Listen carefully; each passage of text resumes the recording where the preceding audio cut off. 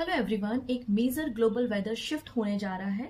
यहाँ पे रिसर्चर्स ने बताया है कि अल नीनो रिटर्न आ रहा है 2026 में। हालांकि ये जो प्रोसेस होती है वो इरेगुलर होती है, 2 से 7 सालों में रिटर्न आती है, जिसके कारण भारत और ऑस्ट्रेलिया में आप देखेंगे कि मॉनसून बहुत कम होता है, रेनफॉल कम होती है, जिसके कारण हीट वेव भी जनरेट होती है और ड्रॉट मतलब सूखे की समस्या पैदा हो जाती है। इसी के विपरीत साउथ अमेरिका में हैवी रेनफॉल होता है और फ्लड आ जाती है। तो आखिरकार ये अल नीनो है क्या और किस तरीके से काम करता है?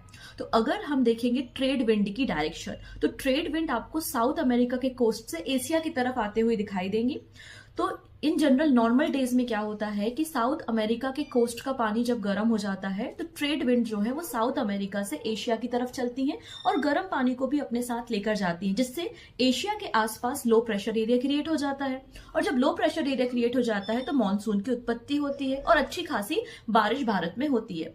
लेकिन जब ये ट्रेड विंड्स वीक पड़ जाती हैं तो जो साउथ अमेरिका के कोस्ट में गर्म पानी है वो एशिया की तरफ नहीं आ पाता, जिसके कारण एक proper low pressure area create नहीं होता और मॉनसून की जो इंटेंसिटी है या मॉनसून जो है वो बहुत कमजोर हो जाता है। और मॉनसून जब कमजोर हो जाता है, proper low pressure area create नहीं हो पाता, जिसके कारण रेनफॉल बहुत कम होती है। लेकिन इसके विपरीत साउथ अमेरिका में बहुत ज्यादा रेनफॉल देखने को मिलती है।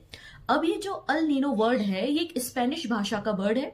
आपको बताना है कि इसका मीनिंग क्या होता है।